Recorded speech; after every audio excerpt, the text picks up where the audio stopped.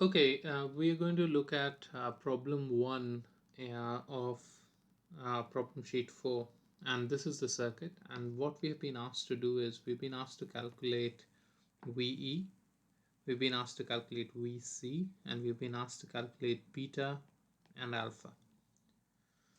Okay, so how do we do that? So let's do what is most simple.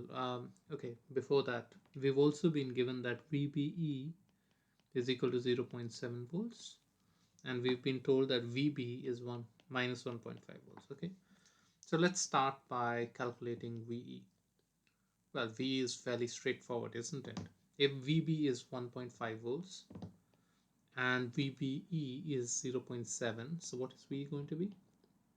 Well, VE is going to be VB minus VBE, which is equal to minus 1.5 minus 0.7, which is equal to minus 2.2 volts.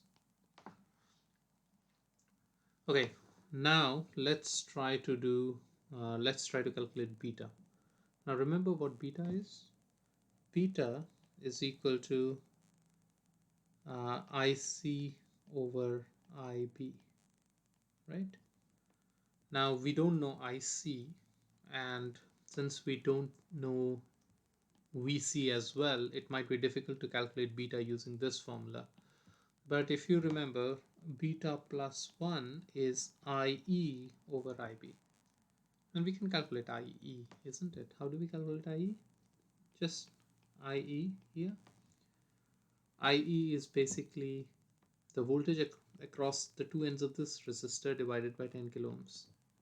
So let's write the equations for IE here. So IE equal to minus 2.2 minus of minus 9 volts divided by 10 kilo ohms, and that turns out to be, if you do the calculation, 0.68 milliamperes. Okay, now how do we calculate IB, the base current? Now let's think about the base here.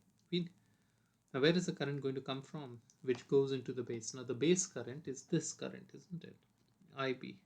Now where is this current going to come from? Of course, there can't be any current here. Now let's assume that there is no current here. The source doesn't supply any current. So then the current basically comes like this through this resistance.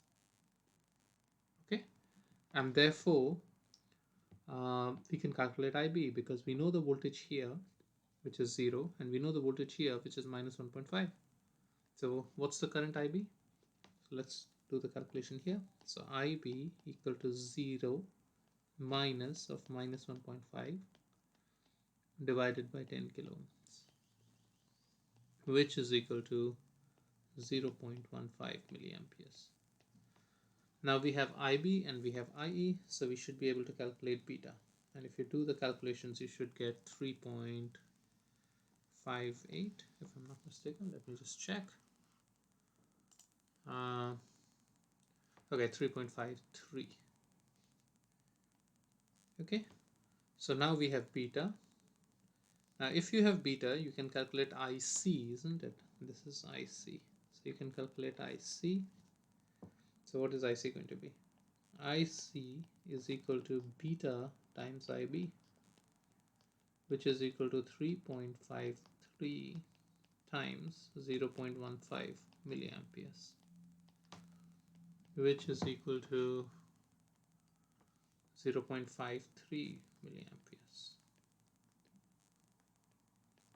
And that will give us VC. VC is going to be 9 minus 10K times 0.53 milliamperes, which is equal to 4.7 volts. Now the last thing that we want to calculate is alpha. Now alpha, if you looked at your lecture notes, I don't think we covered this in the class, but if you look at your lecture notes, this is related to beta. It's basically equal to beta divided by beta plus 1. Or it could also be defined as, or let me like defined as IC over IE. Okay, and you can calculate that, and what you should get if you substitute the value of beta, you should get 0.78. Hopefully that makes sense.